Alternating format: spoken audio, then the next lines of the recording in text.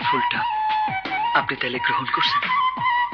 তোমার মতো মানুষের দেয়া জিনিস কি ফিরিয়ে দেয়া যায়?